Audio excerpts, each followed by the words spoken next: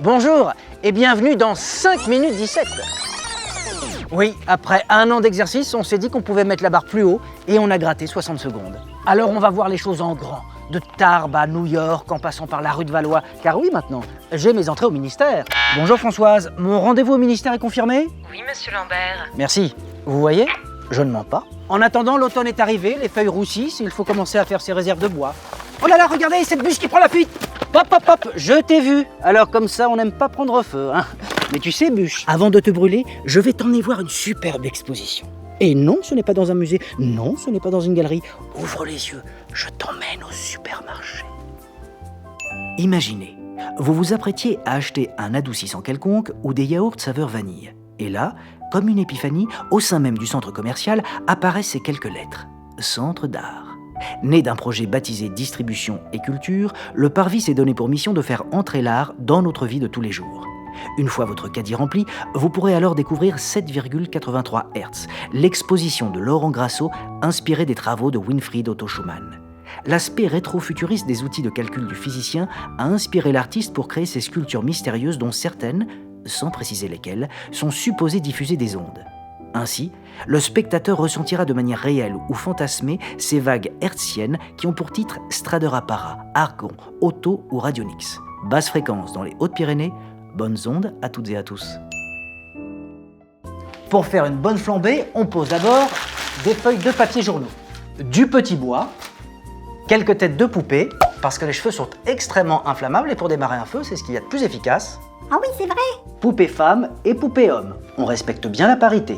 Et enfin, la bûche. Voilà, votre feu est prêt à démarrer. Je vous l'ai dit en sommaire, on avait envie de rencontrer notre ministre de la Culture pour en savoir un peu plus sur ses goûts en matière d'art. Quelles sont ses affinités, ses artistes préférés. Et puisqu'on en parle, la cheminée du ministère, elle est comment?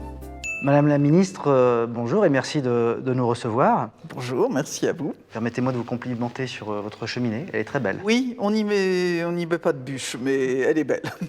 On connaît votre prédilection pour l'art lyrique, un peu moins pour les arts plastiques. Et cet été, ou durant cette rentrée, quelles sont les expositions qui vous ont marqué ou celles que vous avez envie de voir?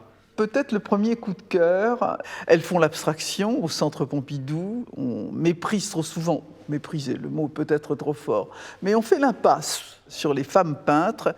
Et là, il y a eu un travail considérable cette année pour montrer, réhabiliter les femmes peintres. Deuxième exposition qui m'a marqué, celle d'Henri Cartier-Bresson au musée Carnavalet. D'abord pour Cartier-Bresson, bien entendu, Paris par Cartier-Bresson, et l'occasion de revoir Carnavalet de façon plus apaisée une deuxième fois, parce que je l'avais visité au moment de la réouverture au pas de course, et il faut passer du temps dans un musée, dans une exposition. Justement, en tant que ministre de la Culture, vous êtes amené à enchaîner les vernissages, les expositions. Est-ce qu'il vous est déjà arrivé de mentir en disant que vous aimiez ? Je peux aimer ou ne pas aimer, mais je relativise toujours mes choix esthétiques personnels. C'est-à-dire, avant de questionner l'œuvre, je me questionne moi-même. Je me dis, qu'est-ce qui me manque dans ma sensibilité pour faire en sorte que je n'aime pas ça? Et cette interrogation sur soi-même, elle est finalement le sel de la rencontre avec un artiste. Donc vous ne mentez pas par charité, mais par culpabilité presque. Exactement. Avec tout ce travail, vous dormez combien d'heures par nuit?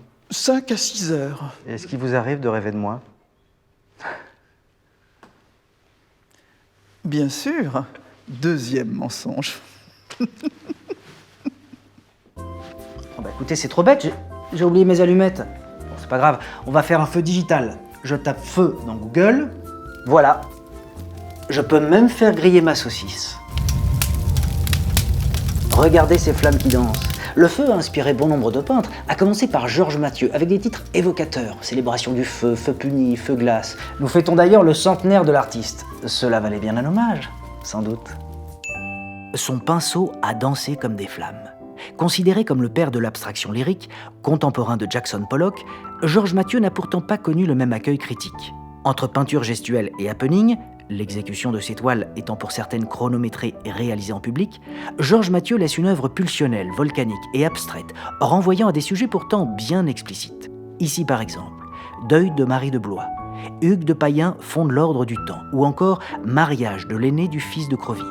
Ça crache, ça éructe, ça tempête sur la toile, et pourtant la précision du geste fait de ce magma une explosion aussi vivante que gracieuse. Lire au coin du feu, n'est-ce pas l'une des choses les plus agréables? C'est un roman d'anticipation. Alors qu'il était au coin du feu, un bip qui annonçait la fin de l'épisode se mit à retentir avant même qu'il n'ait eu le temps de